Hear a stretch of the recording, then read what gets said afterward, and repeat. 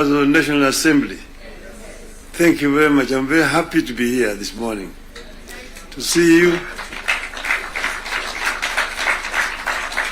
I want to say that I am charged, but I'm not scared.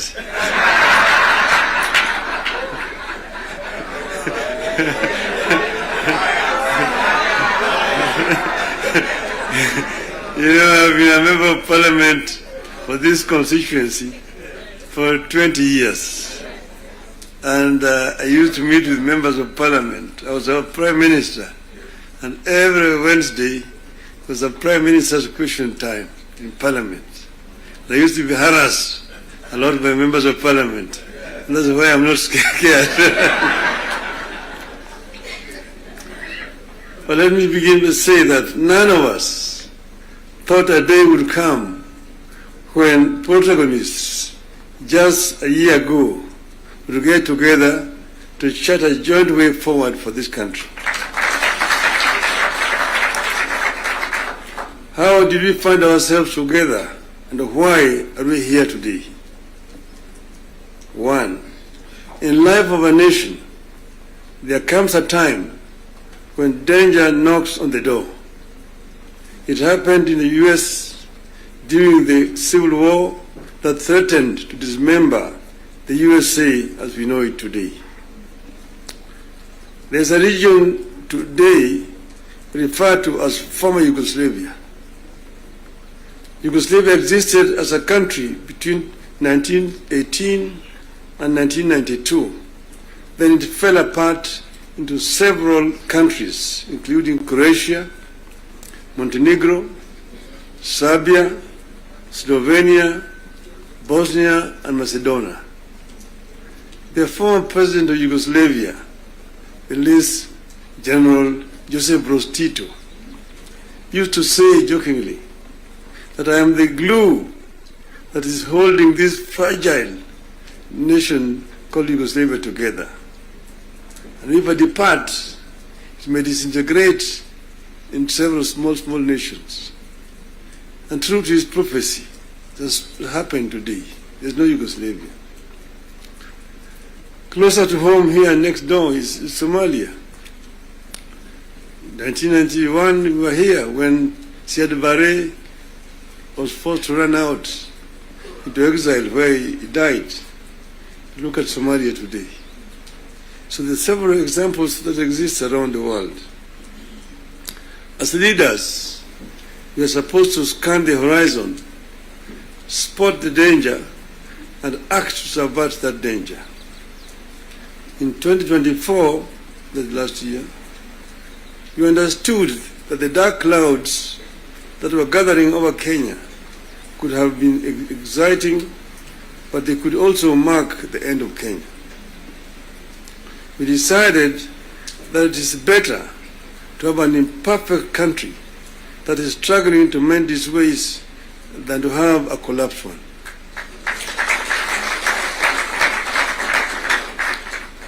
We came together to create an environment in which we can discuss our issues and differences as people of one nation. As you know, and as you know here, there are countries that cannot discuss their issues at home.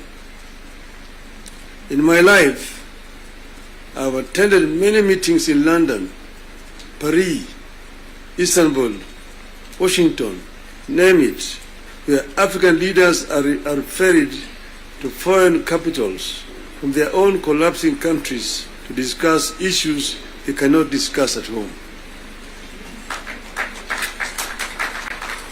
We go together to spare Kenyan that shame.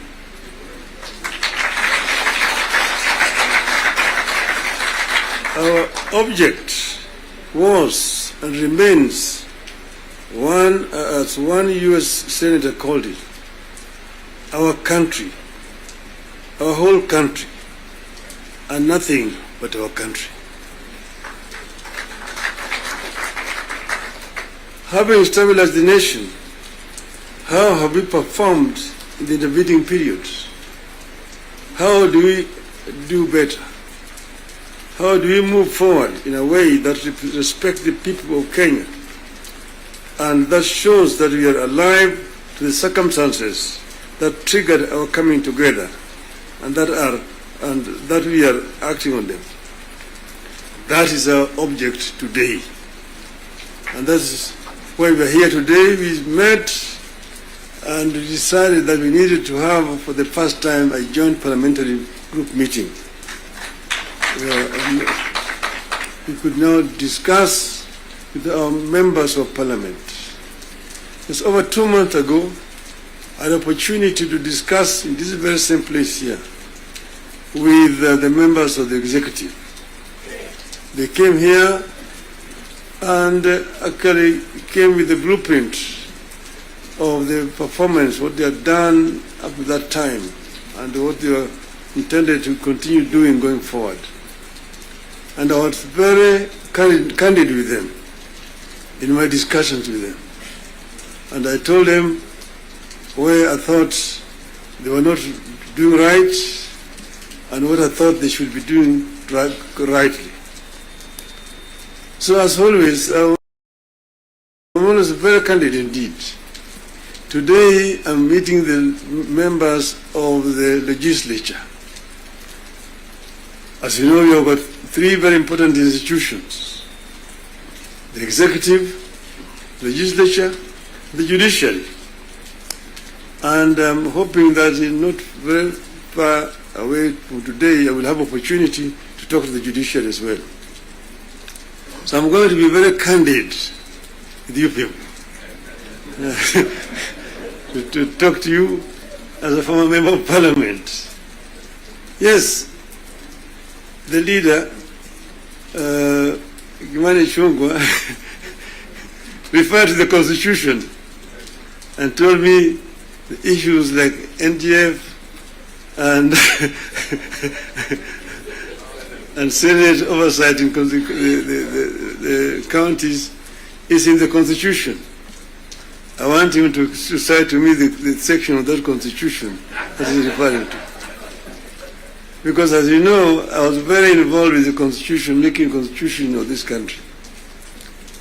And at another time, I would want to bring Professor Yashpal Gai, who was the leader of that constitution making. And we went through very many issues.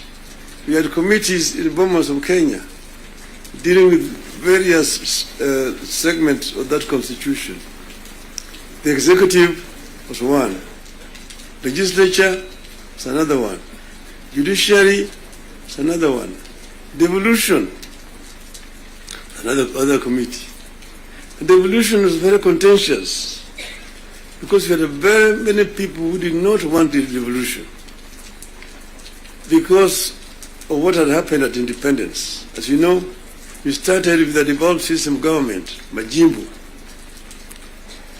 The foundation of Majimbo was actually contentious because it was ethnic-based. The colonialists and the settlers had actually instilled fear in the people that the bigger communities, the bigger tribes at that time, the Luos and the Kikuyus, will lord it over the smaller tribes. And the smaller tribes need to safeguard themselves by creating regions and powers so that they can be able to be protected. That was the basis of Majimbo. And it was a very lengthy discussion at Lancaster House. So KANU accepted Majimbo in London, but with the understanding that they would change it after the independence. So after independence, KANU actually started to frustrate Majimbo by not remitting funds to the regional governments. I want to refer you to the Hansard in the Bunge. There's a motion that was moved by the then leader of opposition at that time, the late Ronald Ngala, of censorship of the Prime Minister, Mr. Jomo Kenyatta, because he had refused to release funds to the regional governments. You need to read that debate. Ngala moved it, it was seconded by Masini Muliro, who was the deputy leader of the opposition.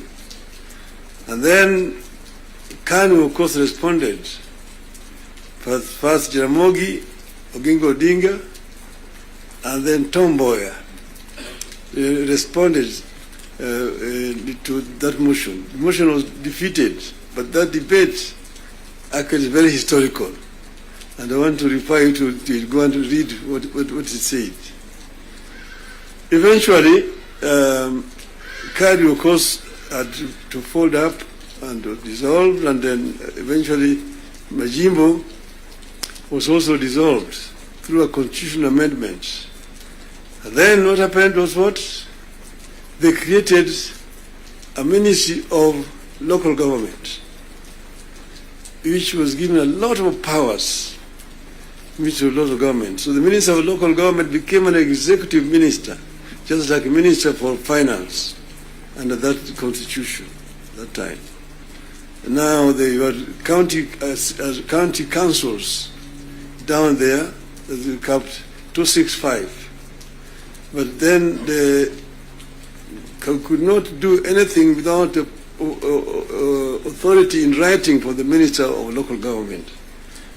So we had all these documents when we were there at Bomas. But then we said we wanted to give more autonomy to the counties so that service delivery could be better improved.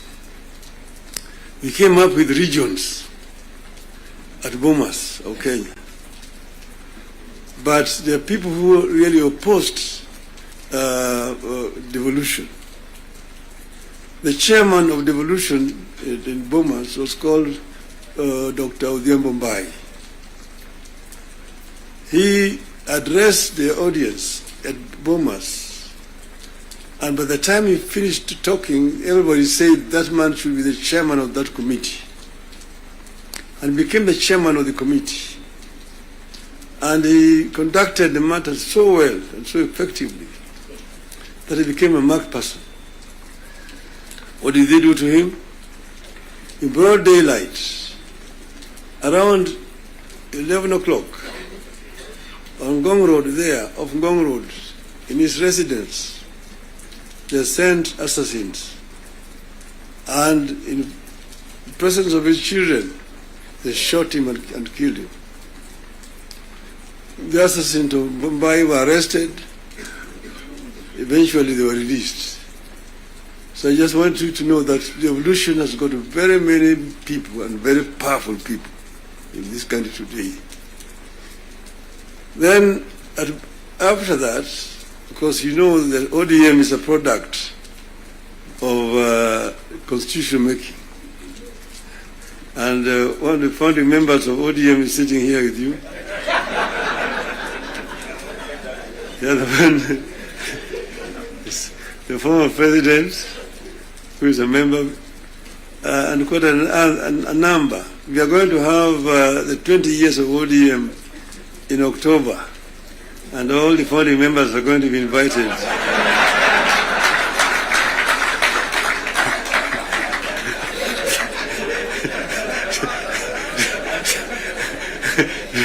to come and attend. Now you see, we said that we give clear, responsibilities. The executive, the legislature, and the judiciary. And the legislature is supposed to make laws that the executive uses to run the country. And the judiciary is then there to ensure that in implementation of these laws, the executive is not overreaching or violating the law of the Constitution. But then, so the work of Parliament is representation, legislation, and oversight. Very clear, it's written there in the Constitution. Parliament is not supposed to be implementing. Parliament is supposed to be oversighting. It's not oversighting. And secondly, there is only two levels of devolution. There's, national and one level, county.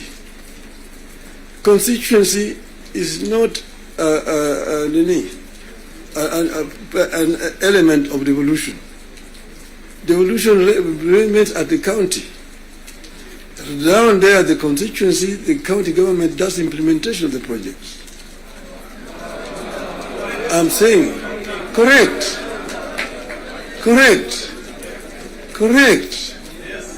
Down at the constituency, it's the county government.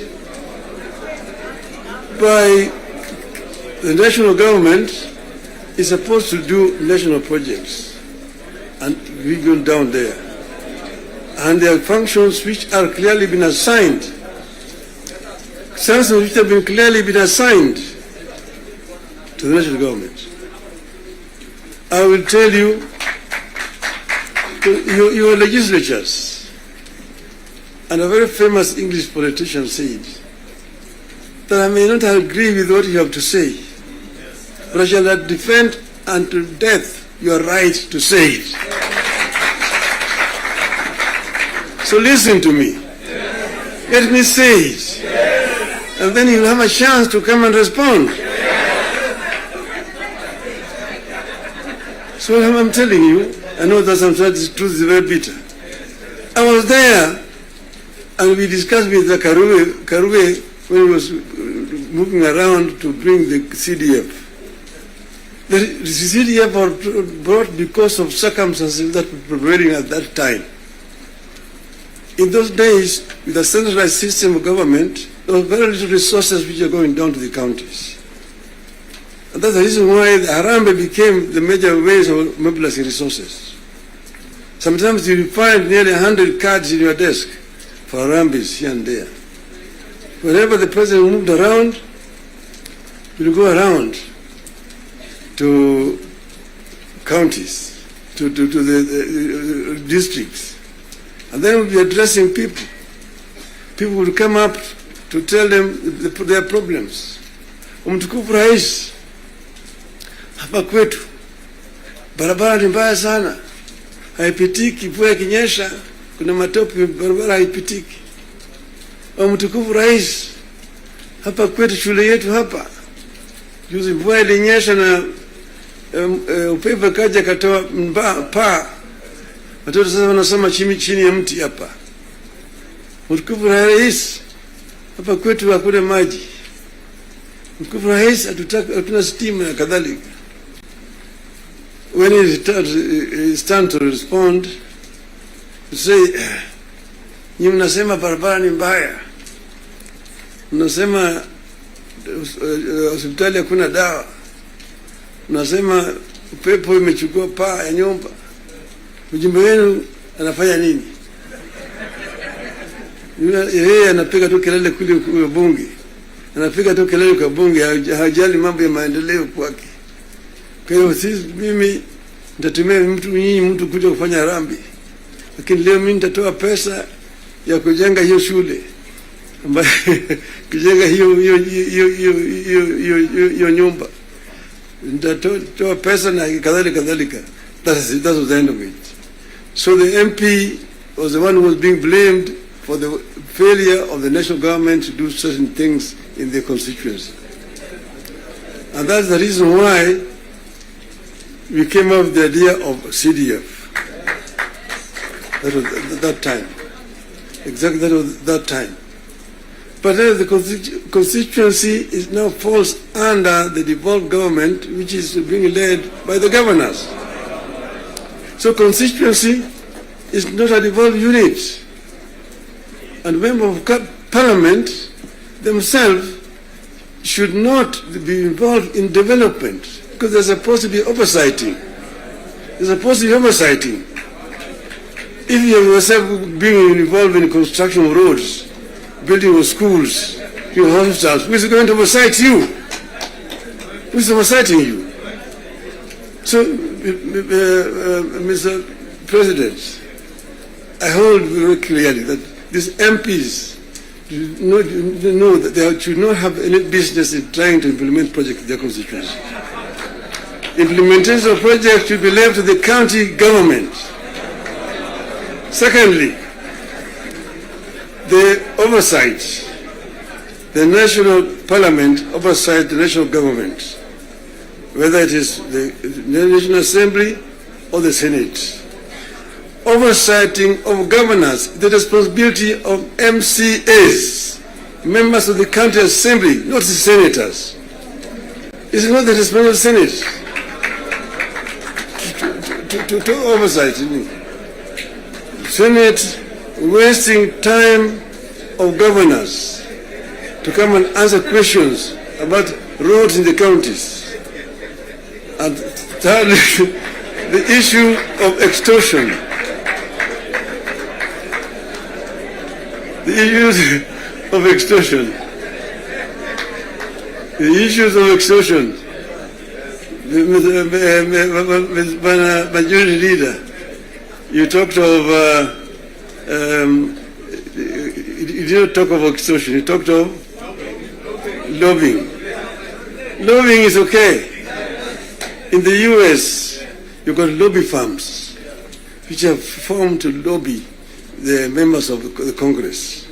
They come to lobby, they're known, they're officially registered as lobbyists. They come to lobby the members of parliament. But lobbying is a different thing from extortion. From extortion.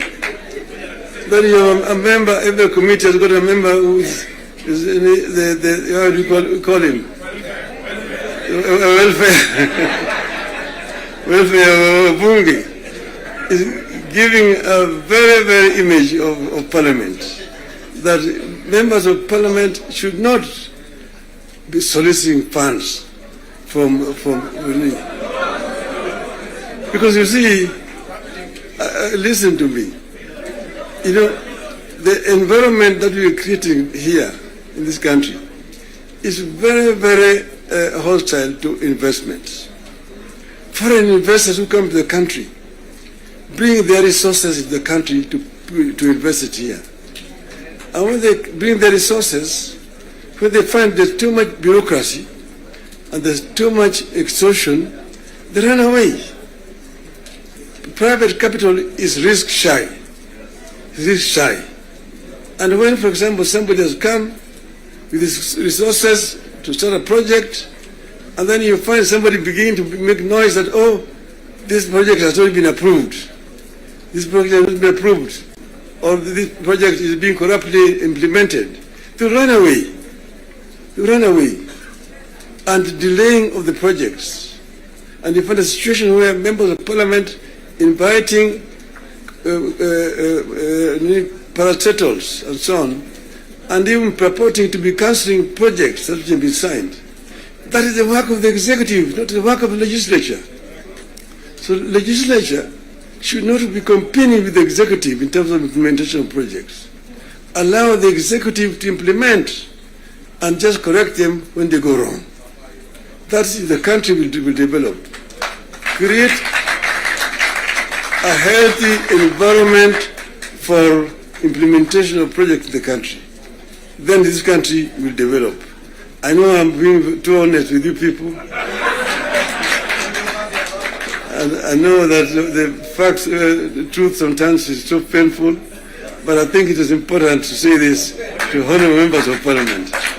Thank you very much. May I now invite my brother to come and address you people.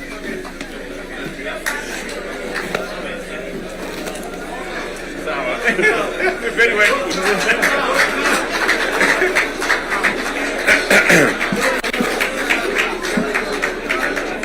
Thank you very much, the Right Honorable Prime Minister Raila Odinga. Ladies and gentlemen, let's take our seats. Thank you very much.